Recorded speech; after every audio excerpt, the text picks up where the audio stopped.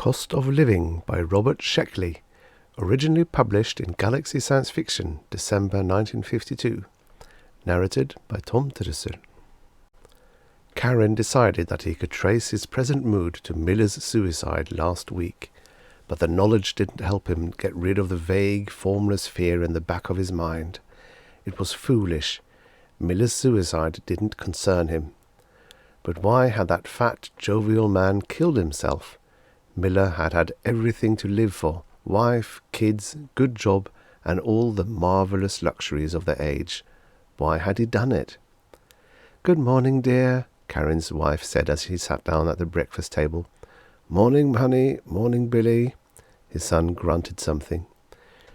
You just couldn't tell about people, Karen decided, and dialed his breakfast.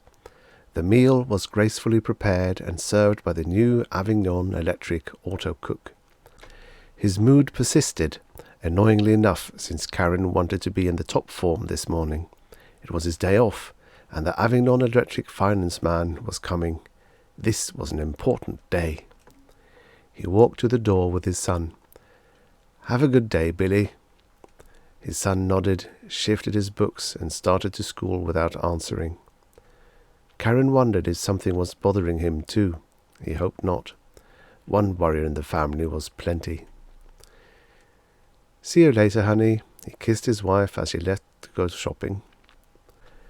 At any rate, he thought, watching her go down the walk, at least she's happy.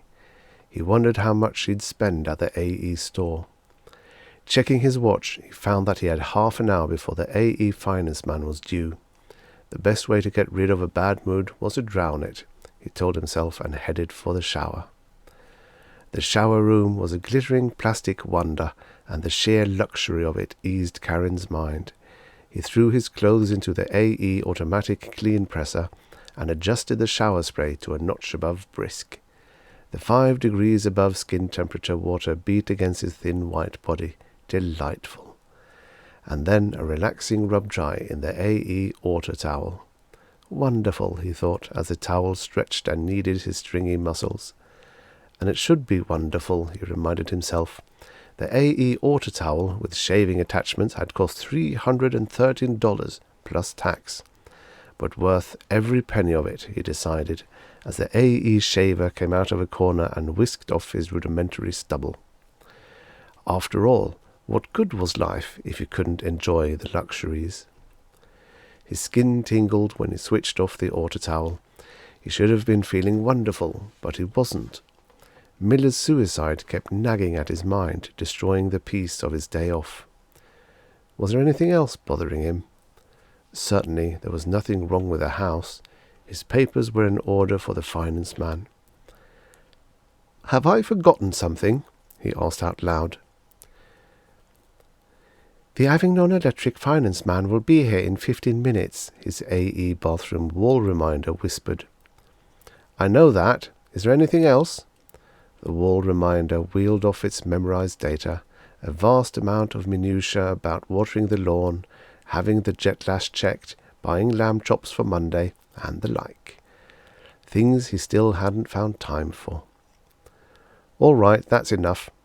He allowed the AE autodresser to dress him, skillfully draping a new selection of fabrics over his bony frame. A whiff of fashionable masculine perfume finished him, and he went into the living room, threading his way between the appliances that lined the walls. A quick inspection of the dials on the wall assured him that the house was in order. The breakfast dishes had been sanitized and stacked. The house had been cleaned, dusted, polished. His wife's garments had been hung up. His son's model rocket ships had been put back in the closet. "Stop worrying, you hypochondriac," he told himself angrily. The door announced, "Mr. Parthis from Avignon Finance is here." Karen started to tell the door to open when he noticed the automatic bartender. Good God, why hadn't he thought of it? The automatic bartender was manufactured by Castile Motors. He had bought it at a weak moment. AE wouldn't think very highly of that, since they sold their own brand. He wheeled the bartender into the kitchen and told the doors to open. "A very good day to you, sir," Mr. Parthis said. Pathis was a tall, imposing man, dressed in a conservative tweed drape. His eyes had the crinkled corners of a man who laughs frequently. He beamed broadly and shook Karen's hand, looking around the crowded living room. "A beautiful place you have here, sir. Beautiful. As a matter of fact, I don't think I'll be overstepping the company's code to inform you that yours is the nicest interior in this section." Karen felt a sudden glow of pride at that, thinking of the rows of identical houses on this block and the next, and the one after that. "Now then, is everything functioning properly?" Mr. Pathin asked, setting his briefcase on a chair. "Everything in order?" "Oh, yes," Karen said enthusiastically. "Avignon Electric never goes out of whack." "The phone all right? Changes records for the full 17 hours?" "It certainly does," Karen said. He hadn't had a chance to try out the phone, but it was a beautiful piece of furniture.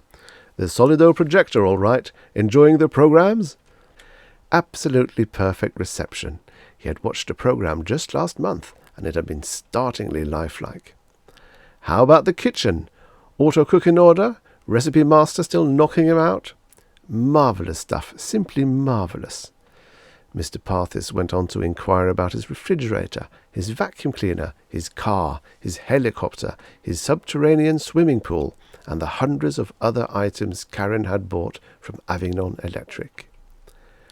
"Everything is swell," Karen said, a trifle untruthfully since he hadn't unpacked every item yet. "Just wonderful." "I'm so glad," Mr. Pathis said, leaning back with a sigh of relief. "You have no idea how hard we try to satisfy our customers. If a product isn't right, back it comes, no questions asked. We believe in pleasing our customers." "I certainly appreciate it, Mr. Pathis." Karen hoped the AE man wouldn't ask to see the kitchen. He visualized the Castile Motors bartender in there like a porcupine in a dog show. "I'm proud to say that most of the people in this neighborhood buy from us," Mr. Pathis was saying. "We're a solid firm." "Was Mr. Miller a customer of yours?" Karen asked. "That fellow who killed himself?" Pathis frowned briefly. "He was, as a matter of fact. That amazed me, sir, absolutely amazed me. Why, just last month the fellow bought a brand new jetlash from me, capable of doing 350 miles an hour on a straightaway. He was as happy as a kid over it, and then to go and do a thing like that. Of course, the jetlash brought up his debt a little." "Of course." "But what did that matter? He had every luxury in the world, and then he went and hung himself." "Hung himself?" "Yes," Pathis said, the frown coming back. "Every modern convenience in his house, and he hung himself with a piece of rope. Probably unbalanced for a long time." The frown slid off his face, and the customary smile replaced it. "But enough of that. Let's talk about you." The smile widened as Pathis opened his briefcase. "Now then, your account. You owe us $203,000.29, Mr. Karen, as of your last purchase, right?"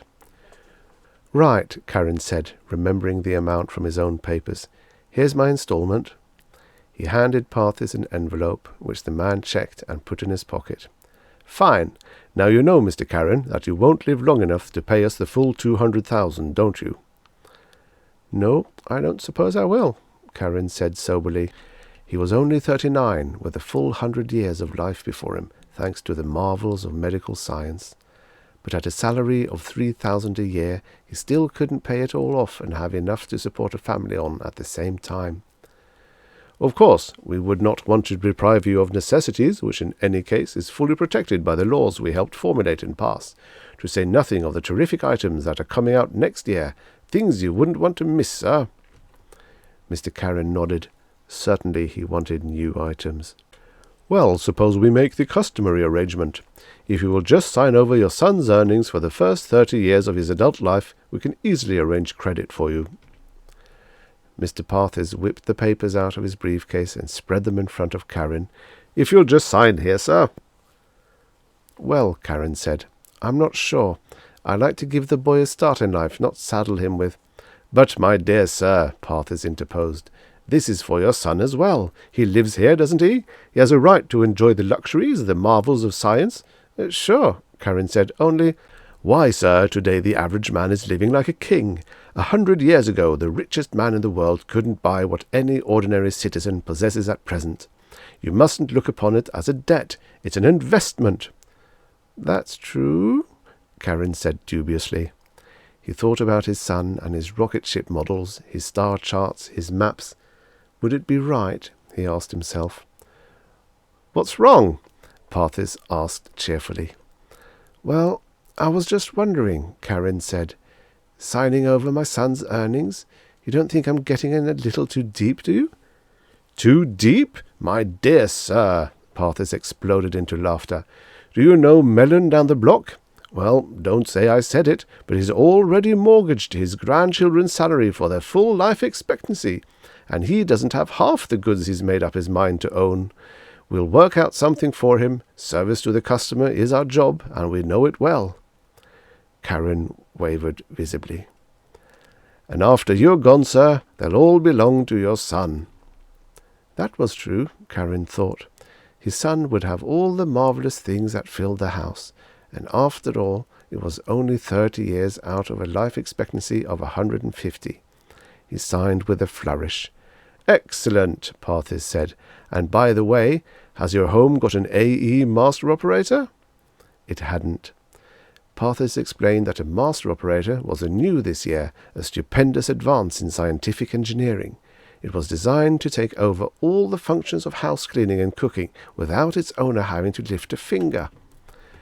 Instead of running around all day pushing half a dozen different buttons, with the master operator all you have to do is push one, a remarkable achievement. Since it was only $535, Karen signed for one, having it added to his son's debt.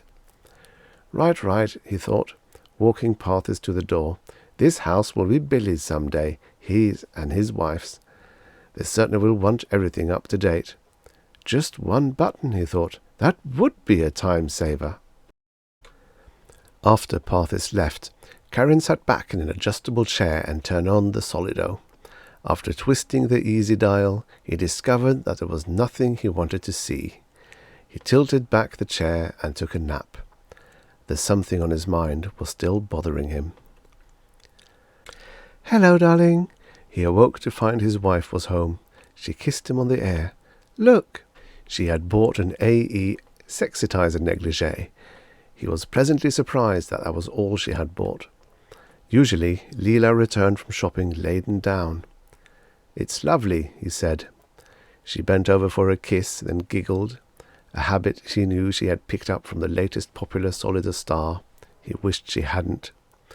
"Going to dial supper," she said, and went to the kitchen. Karen smiled, thinking that soon she would be able to dial the meals without moving out of the living room. He settled back in his chair, and his son walked in. "How's it going, son?" he asked heartily. "All right," Billy answered listlessly. "What's the matter, son?" The boy stared at his feet, not answering. "Come on, tell Dad what's the trouble." Billy sat down on a packing case and put his chin in his hands. He looked thoughtfully at his father. "Dad, could I be a master repairman if I wanted to be?" Mr. Karen smiled at the question. Billy alternated between wanting to be a master repairman and a rocket pilot. The repairmen were the elite. It was their job to fix the automatic repair machines. The repair machines could fix just about anything, but you couldn't have a machine fix the machine that fixed the machine. That was where the master repairman came in. But it was a highly competitive field, and only a very few of the best brains were able to get their degrees. And although the boy was bright, he didn't seem to have an engineering bent. "It's possible, son. Anything is possible." "But is it possible for me?" "I don't know," Karen answered, as honestly as he could. "Well, I don't want to be a master repairman anyway," the boy said, seeing that the answer was no. "I want to be a space pilot." "A space pilot, Billy?" Leela asked, coming into the room. "But there aren't any." "Yes, there are," Billy argued. "We were told in school that the government is going to send some men to Mars." "They've been saying that for 100 years, Karen said, "and they still haven't gotten around to doing it." "They will this time." "Why would you want to go to Mars?" Leela asked, winking at Karen. "There are no pretty girls on Mars." "I'm not interested in girls. I just want to go to Mars." "You wouldn't like it, honey," Leela said. "It's a nasty old place with no air." "It's got some air. I'd like to go there," the boy insisted sullenly. "I don't like it here." "What's that?" Karen asked, sitting up straight. "Is there anything you haven't got? Anything you want?" "No, sir, I've got everything I want." Whenever his son called him sir, Karen knew that something was wrong. "Look, son, when I was your age, I wanted to go to Mars too. I wanted to do romantic things. I even wanted to be a master repairman." "Then why didn't you?" "Well, I grew up. I realized that there were more important things. First I had to pay off the debt my father had left me, and then I met your mother," Leela giggled. "And I wanted a home of my own. It'll be the same with you. You'll pay off your debt and get married, the same as the rest of us." Billy was silent for a while. Then he brushed his dark hair, straight like his father's, back from his forehead and wet his lips. "How come I have debts, sir?" Karen explained carefully about the things a family needed for civilized living and the cost of those items, how they had to be paid, how it was customary for a son to take on a part of his parents' debt when he came of age. Billy's silence annoyed him. It was almost as if the boy were reproaching him, after he had slaved for years to give the ungrateful whelp every luxury. "Son," he said harshly, "have you studied history in school? Good. Then you know how it was in the past. Wars. How would you like to get blown up in a war?" The boy didn't answer. "Or how would you like to break your back for 8 hours a day doing work a machine should handle? Or be hungry all the time? Or cold with the rain beating down on you and no place to sleep?" He paused for a response, got none, and went on. "You live in the most fortunate age mankind has ever known. You are surrounded by every wonder of art and science, the finest music, the greatest books in art, all at your fingertips. All you have to do is push a button." He shifted to a kindlier tone. "Well, what are you thinking?" "I was just wondering how I could go to Mars," the boy said. "With a debt, I mean. I don't suppose I could get away from that." "Of course not. Unless I stowed away on a rocket." "But you wouldn't do that."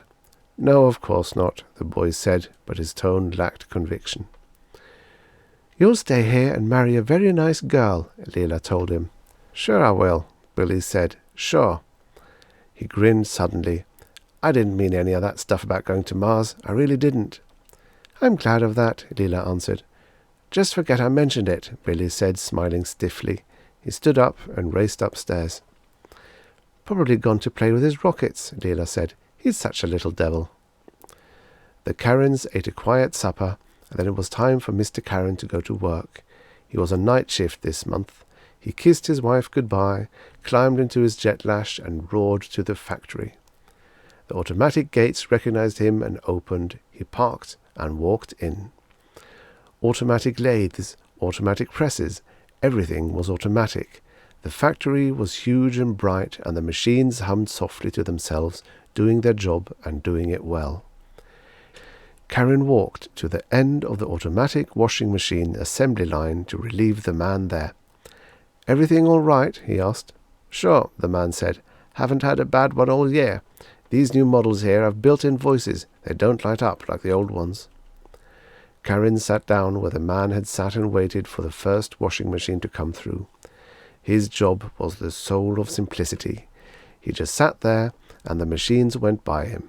He pressed a button on them and found out if they were all right. They always were. After passing him, the washing machines went to the packaging section. The first one slid by on the long slide of rollers. He pressed the starting button on the side. "Ready for the wash," the washing machine said. Karen pressed the release and let it go by. That boy of his, Karen thought.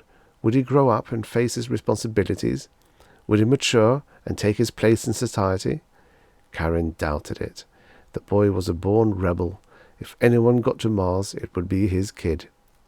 But the thought didn't especially disturb him. "Ready for the wash," another machine went by. Karen remembered something about Miller.